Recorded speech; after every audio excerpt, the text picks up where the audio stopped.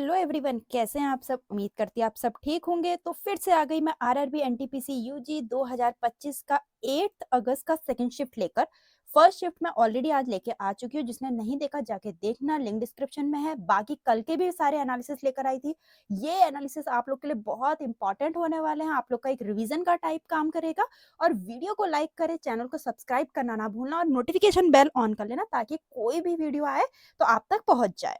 तो यहाँ देखते हैं क्या क्वेश्चन बने थे सेकंड शिफ्ट में। ठीक है, देखते हैं प्रधानमंत्री उज्ज्वला योजना किससे संबंधित है। तो ये एलपीजी कनेक्शन से संबंधित है। ठीक, और ये योजना 1 मई 2016 को भारत के प्रधानमंत्री द्वारा शुरू की गई थी। इसे पेट्रोलियम और प्राकृतिक गैस मंत्रालय अपनी तेल विपणन कंपनियों के माध्यम से क्रियान्वित करते हैं और सरकार का लक्ष्य देश के बीपीएल परिवारों को एलपीजी कनेक्शन प्रदान करना है। मैं एक्सप्लेनेशन इसलिए ला रही हूँ ताकि आप लोग के लिए बहुत हेल्पफुल हो सके।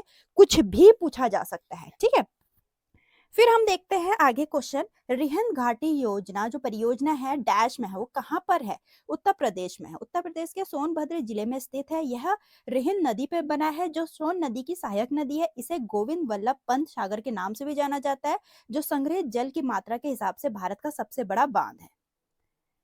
तो यहाँ सारी लिस्ट लेकर आई हूँ, इसका स्क्रीनशॉट ले लीजिए। कितने डैम्स हैं, मेजर डैम्स कहाँ पर हैं, कौन सी नदी पे हैं। बहुत इंपॉर्टेंट, क्योंकि यहाँ अगर आपसे इस डैम के बारे में पूछा गया है तो बाकी कुछ भी पूछा जा सकता है।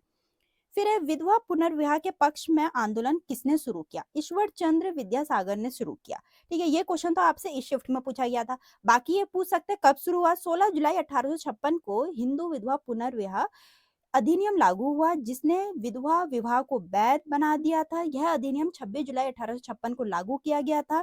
यह अधिनियम लॉर्ड कैनिंग द्वारा पारित किया गया था। यहाँ इसका मसूदा लॉर्ड डलहौजी ने तैयार किया था।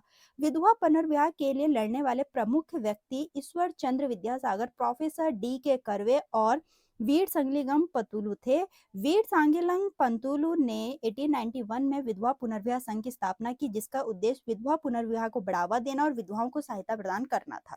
ठीक, फिर है विंडोज में डिलीट करने के बाद फाइलें कहाँ जाती हैं। तो रिसाइकिल बिन में जाती हैं। ये कंप्यूटर का क्वेश्चन है। जैसे कि मैं आपसे बता रही हूँ, कंप्यूटर के भी क्वेश्चन आ रहे हैं। मैं हर एक वीडियो में कंप्यूटर के क्वेश्चन ला रही हूँ। ठीक है, फिर है लूनी नदी कहाँ से निकलती है। तो ये नाग पहाड़ से निकलती है। लूनी नदी राजस्थान के अजमेर जिले में पुष्कर घाटी के पास अरावली पर्वतमाला में नाग पहाड़ से निकलती है और थार रेगिस्तान के दक्षिण पूर्वी भाग से होकर गुजरती है। यह गुजरात में कच्छ के रण की दलदली भूमि में समाप्त होती है।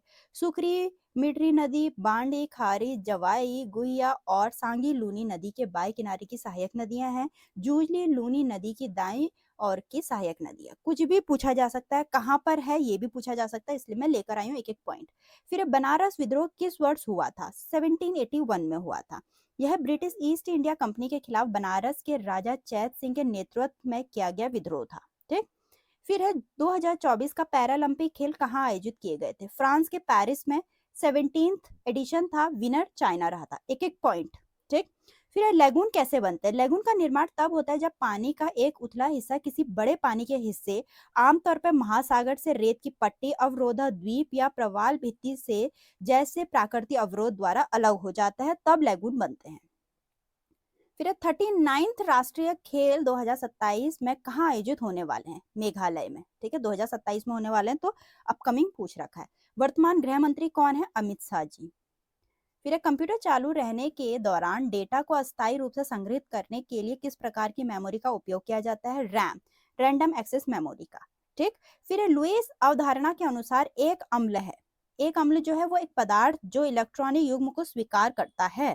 ठीक, फिर है क्वेश्चन, ब्रसेस के ब्रिसल्स बनाने के लिए किस फाइबर का उपयोग किया जाता है। नाइलॉन 66 का। देखिए क्वेश्चन कितने इंटरेस्टिंग पूछ रखे हैं।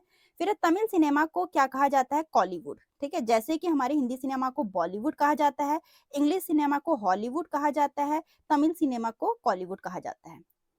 फिर है आदित्य L1 किसका अध्ययन करने के लिए एक अंतरिक्ष यान मिशन है। ठीक है, वो सन का अध्ययन करने के लिए।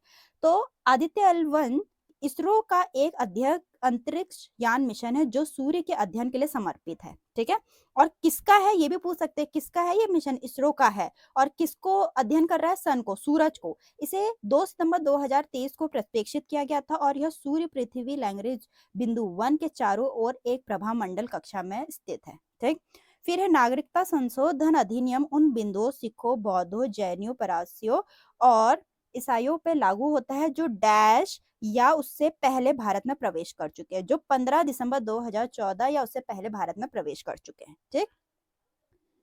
फिर है निम्नलिखित में से कौन सा अनुच्छेद संसद में विधेयकों की स्वीकृति के बारे में बताता है? The assent to bills in the parliament, article 111 बताता है। ठीक है, आर्टिकल 111 बताता है। तो यहाँ तक के इंपॉर्टेंट क्वेश्चन थे ये इस एनालिसिस की। उम्मीद करती हूँ आपको काफी हेल्पफुल लगी होगी वीडियो को लाइक करें, चैनल को सब्सक्राइब करो, नोटिफिकेशन बेल को जरूर ऑन कर लेना ताकि आपको ऐसी नोटिफिकेशन मिलती रहे। मिलते हैं नेक्स्ट एनालिसिस पे।